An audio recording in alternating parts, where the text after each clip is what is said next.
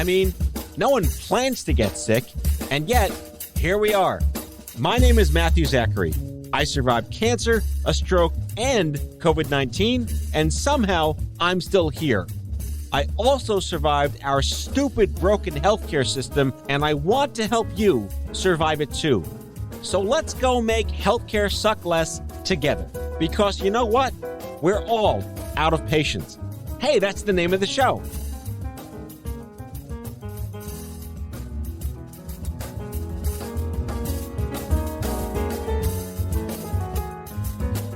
Hello, friends. Welcome back to Out of Patience. We got a great show for you today. But before we get started, if you like the show, I hope you do, please consider leaving me a review, a rating, something, anything. If not, okay, whatever. Here we go. Amanda Ferrarois. Her blog is Cancer is an Asshole. That's kind of all I really need to say. But my God, there's no contest here. But this poor girl's been through the ringer, and she is astonishingly inspirational and motivational. She was diagnosed with leukemia in 2017 and had 7 previous brain surgeries for a cyst on her cerebellum. Yes, that's where my tumor was. We are cerebellum buddies. Her sister had brain cancer when she was 6 years old. Her aunt had Ewing sarcoma at 18. Her grandfather had lung cancer when she was 13. She has been seeing the effects of cancer her whole life. 6 months after her leukemia diagnosis, she relapsed and was given 20% chance to live. But she did have an induction chemo and then stem cell transplant. Guess what? She's still here. She's cancer-free, and she's live in studio, and she's awesome. And once again, her blog is Cancer is an Asshole. Need I say any more about what you're in store for? Ladies and gentlemen, Amanda Ferrarois. Amanda Ferrarois, thank you so much for coming on my show. Welcome to Out of Patience. Thank you for having me. Which you clearly are out of patience, aren't you? Absolutely. I really appreciate the fact that you have embodied everything that we believed might have been truth 20 years ago when this whole, geezer and baby cancer, no offense to geezers and baby cancer, that it was time for that little middle group to stand up for itself. And going back to Heidi Adams, full props to Heidi Adams for starting like the first funny, tongue-in-cheek, kind of kiss my ass website where it was okay to be dark and funny and, like Animal Planet with less hair was her t-shirts. Just really set in motion this fabulous movement that you have regrettably been drafted into, but you continue the culture of. So how do you feel about that? You've listened to the documentary. You have this perspective of the Gen X geezers like me who have kind of passed the torch. Where are you at these days? I'm right in the middle and loving it. I think there's not enough representation of young adults. I feel like it does go from baby to older, and there's kind of a middle ground that's left out, a gray area, so to speak. And I'm happy to be a voice for young adults that have cancer. I want to start by, and I did all of my, I guess, stalking would be a potentially inappropriate word in cancel culture days. Okay, but I get it. You went through all sorts of crazy shit before you were diagnosed. Yes, absolutely. So let's talk about that. So I was born with double pneumonia. I had swallowed my mom's amniotic fluid at birth. And then when I was 4 months old, I had scarlet fever. So that was my beginning birth story. When I was 8 years old, I was diagnosed with a cyst on my cerebellum and hydrocephalus. So I had my first brain surgery at 8. I was good for 10 years.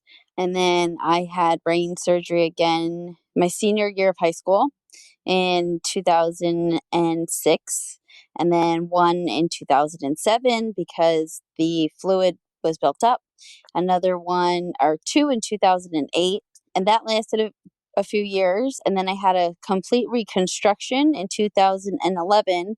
And then the most recently was 2013 while I was 16 weeks pregnant with my son because the shunt was scraping the right atrium of my heart.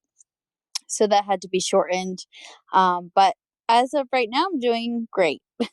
My dad, I don't know if you have heard of or got to see in person Mayor Lou. He kind of invented the boomers of stupid cancer universe, where our parents who were not sick gave a crap about young adult cancer. I think his strongest mantra to me was always clean up nice, but never look under the hood. Like that. Yeah. Never look. I mean, because God knows what's under there. He just told everyone Right. what's under there. But I don't know if you know this, but we are cerebellum buddies. I had a tumor called a medulloblastoma, which is a congenital brain tumor, but it happens to be in your cerebellum. So AP Bio came in really handy that I knew what the hell that was. Right. Now I know from a bunch of research, we have a genetic mutation, but my aunt had cancer right before I was diagnosed. And my sister actually, when she was 6 years old, was diagnosed with a primitive neuroectodermal tumor. So she had brain cancer when she was 6 years old. Wow. So it really is a love affair within the family. Unfortunately, a love affair with cancer. You are a catch. Thanks. All right. So I think what intrigues me the most is, so you were diagnosed in 2017 with the cancer. You had all the other fabulous stuff beforehand, but it was actually 2017 when all the shit really actually hit that fan. And this was a year before I stepped down. This was 17 years after Heidi started Planet Cancer. This was well into where institutionalization of the words adolescent and young adult were being built into research and academia and psychosocial. Knowing what you know now with the history behind you, do you feel as if you were in the same entrapped whirlwind of what the fuckery when you were diagnosed? Or did you find a network, find a community, take advantage of the good parts of social media when you were ready to do that? Well, in all honesty, I really kind of felt thrown into a whirlwind of what the fuck. I was a young mom. I had a 3-year-old son, and I didn't know what to do. I didn't know where to turn. I was 28 when I was diagnosed. So I was young, and I just felt like there was so much against me, and it was hard, and I didn't know where to turn, and I didn't know what to do. And I had doctor's appointments and hospitals and insurance and out of pocket expenses. And I was like, oh my God. And I just realized, like, so many people must be going through this. It can't just be me. Like, I haven't heard anything about what's happening with motherhood and cancer, and nothing is talked about. So I decided I was going to talk about it. So basically the same vortex that I went through in 1995, you went through in 2017. That's god-awful terrible.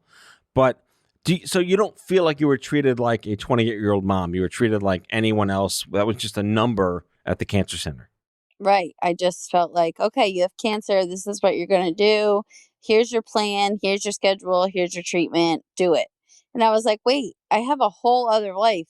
That doesn't go on the back burner. I can't just pause that. Like, how do I live? How do I be a parent? How do I, put my son to school? How do I pay my bills? Like, all of these things when you're starting out in life. And I couldn't find answers anywhere. So literally you were in the middle of a giant typhoon of uncertainty.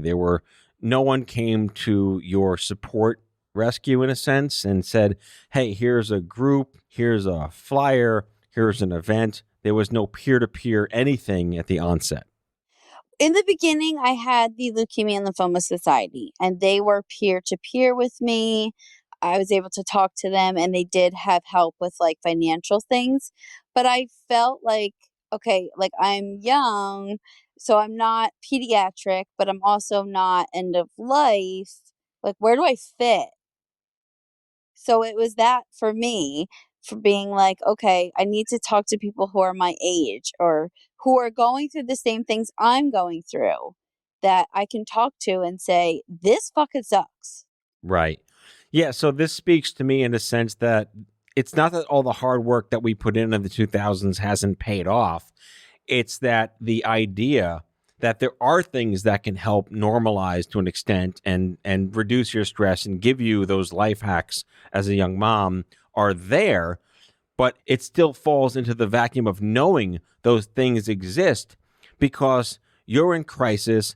And is it really the cancer center's responsibility to know all that? Exactly. 100%. So I have mixed emotions on that, clearly. So, we did so much, but there's so much work to be done is kind of a trope. But it does kind of anger me that you were treated at a clinic that probably should have had a better standard of care, a better best practice, a better sense of you as a person and not as a tumor. Right. And I think a lot of young cancer patients feel like that. And it's no one's fault at all, but it's like, okay, you're diagnosed, here's your treatment plan, this is your doctor, this is what you're doing, and you're not thinking about what brought them there and what their life was like. These are people who have things going on, not just a number, not just money, not just a cancer. You spent longer than you would have liked, which was any amount of time away from your son. Yeah. While you were going through the initial stages here. How did you manage childcare? So my son's father, my fiance, quit his job and stayed home with him while I went on disability and through foundations and family, and we were able to make it through. But, people don't have that. And that's why I'm such a big advocate today, because if I didn't have family and friends and foundations and people who really cared and loved and supported me and my family, I don't know how it would have ended. Yeah, and even after 6 months of you're cancer free, those famous last words, right? Right. Yeah. Boom. See ya. Hands up. Yeah. So your son had started preschool by then. It was a whole other level of what the hell am I doing? I'm not 80 on Medicare. I'm not a 6-year-old who's dependent on their parents. To the extent that you were really, really pissed that this was happening to you, how did you balance that with your fiance and with your son? Well, I was lucky I had an amazing social worker who literally would print checklists for me. This is what you have to do. So every morning, even in the hospital, I would wake up. I would make sure I called, make sure my son would eat breakfast, make sure daddy would take him to daycare, make sure I knew his hours. I would be able to call the daycare and make sure he was there. So setting a schedule really helped me every single day. And it really was able to put me through mommyhood and cancer patienthood at the same time.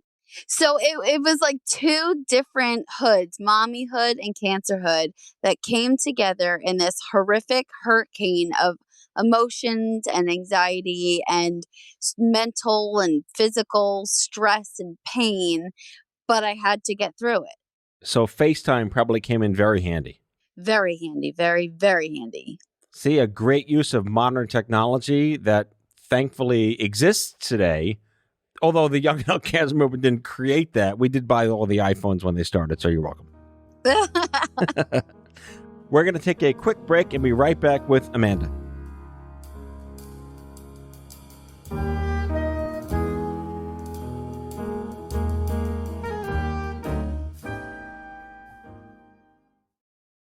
Has your chronic illness made it difficult to continue working in the traditional way?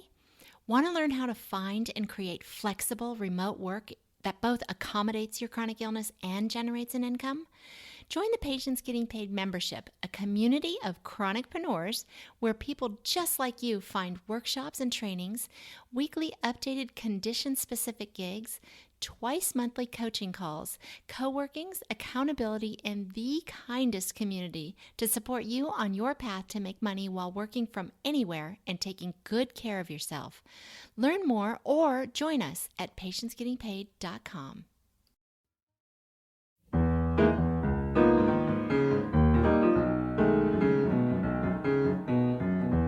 All right, Amanda, I want to go to how you, I hate the phrase, took action, right? Your reaction to all this fuckery and this utter isolation you should not have had to experience.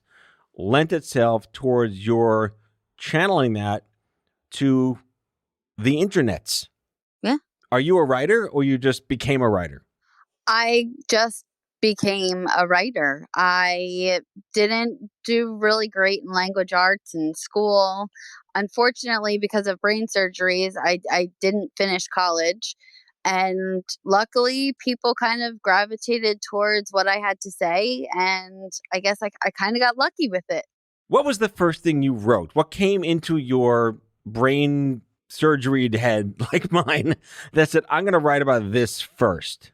So the day I was told I had cancer, I videotaped me getting into the ambulance with my bag of blood, and I posted on Facebook, I have cancer. That was my very first post. I have cancer.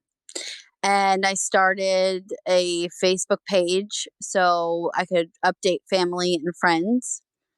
And I just updated people on how I was feeling. And I went live through chemotherapy treatments and flushes and meals and every hospital thing you can think of. And then I started my blog and I called it Cancer is an Asshole because that's what cancer was to me. Did anyone happen to think this was a colon cancer blog? No, not yet. I mean, with all honesty, I thought that this was the first time I heard about it. Like, it's just another colon cancer blog because they try to make fun of the butt as much as they can. Yeah. All the irreverence in the colon cancer world because it literally is your asshole and all the stuff that's going on. All the ostomy folks. I love the tongue in cheek stuff. I love the humor. Did this come to you naturally, or did you foment this in other ways, or it's like my favorite curse word is asshole. Everybody's an asshole. So to me, that was like, cancer, you're an asshole. And I said it so many times, I convinced myself that cancer was an asshole. So that's where the name came from. My favorite part of this is that the domain was available. Yes, it was completely available. I typed it in and it popped up and I was like, oh, yes. Like I felt like I scored. It totally was an epic win. I remember when no one had ever put stupid cancer together. I bought .net on it, every single one that was available. And then I bought stupid Hodgkin's, stupid lung cancer. I bought like 150 stupids of cancers. And then all the fuck cancer people came around and bought every fuckcancer.co, whatever that was out there. But I love that this was the one epithet that actually didn't yet get owned by someone and you totally took it. Yep, totally. Snagged it up and I'm not letting it go. Now, where are you from originally? I'm originally from New Jersey, born and raised, still here. All right, so that makes sense that asshole is your favorite word. Yes. Yes, just pick any governor and you're done. Yep, there you go. Yes, Jersey, I'm talking to you. Yeah. That's awesome. That's super awesome. So clearly initial response to this from your universe of Facebook was like, holy shit, what do we do? Did you get any of that how are you feeling? How can I help? Like that accidental pity? Yes. A lot of it. It came from, friends and family of like, oh, let me know if I can help, but it's too hard to come to the hospital and seeing you. And, oh, I'll call and, never calling. And, that stunk. And I called people out and I was like, hi, I'm here. I'm here for a month and you can come see me. Here's my address. And, I took cancer with a grain of salt, so to speak, because I really didn't let it bother me as much as, people should. But I was like, I have this and I'm going to make it work for me. And that's what I did. All right. So one of my favorite questions to ask any cancer survivor is, what are your thoughts on military terms in cancer? Fighter, warrior, losing your battle. What's your take on that? Whatever you want to call yourself, that's fine with me. I love calling myself a fighter. I did fight. I say with every gray hair I have, I earned them. I am a survivor. I am a warrior. What I've been through. Cancer pushes you to the edge. I've had so much chemotherapy Like my teeth are brittle and breaking apart, but I'm here today. So I'm all for it. I love the term. Aging is a privilege. Yes, absolutely. So how's your boy doing now? He is doing absolutely wonderful. He actually has his own website for pediatric, kids that we have YouTube videos on there that talk about cancer. He wrote a book called My Mom Got Sick, and it was his experience through his therapy of talking about it, what he wanted to say to other people. My mom got sick and was bald and lost her hair, and it wasn't fun, but we got through it, and now she's home. So that's amazing for him that he's able to experience that and then help other people through what he went through. So we can't help but not talk about the Twitterverse, which you joined and have become a very active member of, and you got a lot of fans, and you own the hashtag, and it's so unique. When did you figure out that Twitter could be used for not horrible things? Very recently. I think I joined Twitter with Cancer as an Asshole 2018 or 19.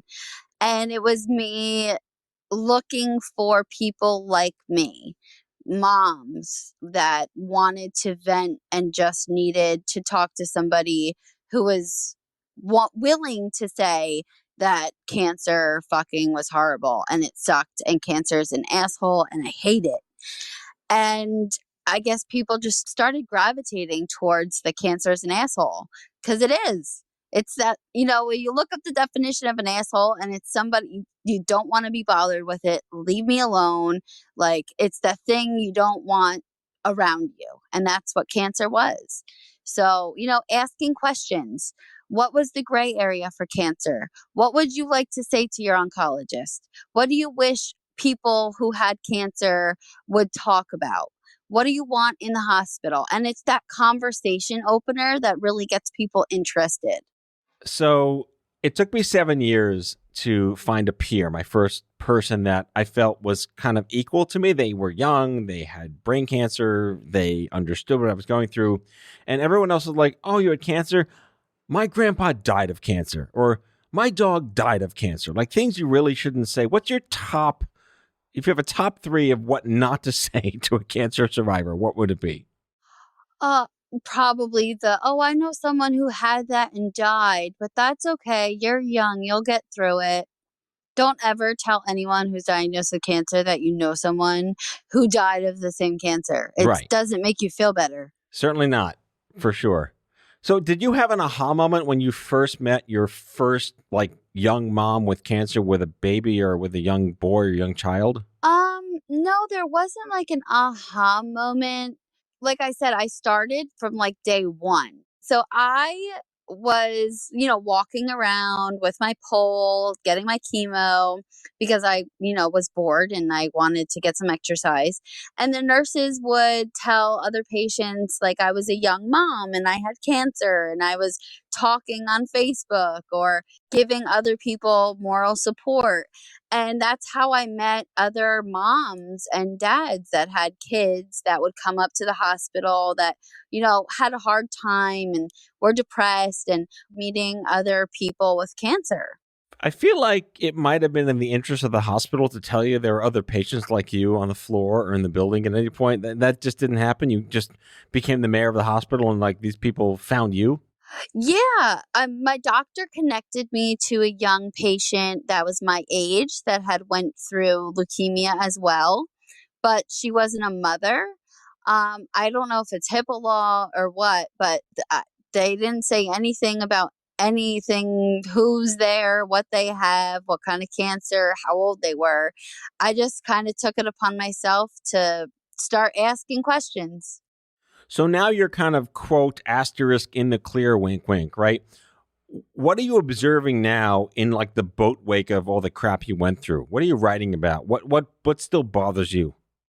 Well, the gray areas. So that's what I'm working on right now. I have, I guess, a docu-series I'm working on, and I talk to cancer patients of all kinds of cancers, lawyers, doctors, oncologists, social workers, about the gray areas. What movies don't cover, what people don't talk about, the do's and the don'ts, the oh, okay, I'm going to come to the hospital, but don't show up. How does that make us feel? The financial part of it, how much money it really takes to go through cancer treatment, what it's really like going through cancer treatment, like what to say, what not to say, different things about coming to the hospital and what to bring, what gifts we would like, what things we don't want, all of that. I was just speaking to someone about this. In movies, it's you get cancer, you either die or you live and then you're fine and they go back to work and life is normal. But that's not the reality and it's not talked about. So I'm going to talk about it. I love that. I love that all. So, loaded question. If you can go back and have one thing happen that didn't, besides the whole don't get cancer, what would it be? Probably needing an emergency appendectomy 6 days into chemotherapy. That sucked. Wow. So that just kind of showed up?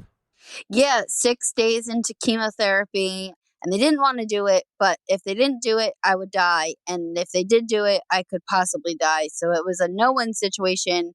They had to do it, and I'm here today talking about it. I think our hashtag combined is, how the hell are we still here, but I'm glad we're still here? That's a long hashtag. Yeah, very long that's hashtag. That's a good one. Don't put that on Twitter. That's just between us. All right. That's good. Well, I'll take it. Amanda Ferraro, patient advocate, freelance writer, cancer survivor, speaker, mom. You mentioned you're a minister or life coach. We'll talk about that on the version 2 of this episode because there's a whole lot to unpack right there. But my God, you can follow her on Twitter at Cancer is an I can't even say it. Cancer is an asshole. The hashtag Cancer is an asshole. And the website, the domain of all domains, cancerisanasshole.com. Amanda, thank you so much for coming on the show. Thank you for having me so much. I'm so excited about this. All right. Take care. You too. Thank you. That's all for now. If you like the show, be sure to subscribe, leave a review on Apple Podcasts, follow us on social, and tell all your friends to listen. Tell us what you'd like Matthew to cover in his next episode by leaving a message for us at 855-AUDIO-66, and we might just use it in a future show. Out of Patients is a product of OffScrip Health. We are a healthcare engagement company built for patients and caregivers by patients and caregivers. Our executive producers are Matthew Zachary and Andrew McDowell. Our senior producer is Betsy Shepard. Our host is Matthew Zachary. It is recorded, mixed, and edited by Betsy Shepard. For advertising and media inquiries, email media@offscrip.com. That's media@offscrip.com. For more information, visit offscrip.com.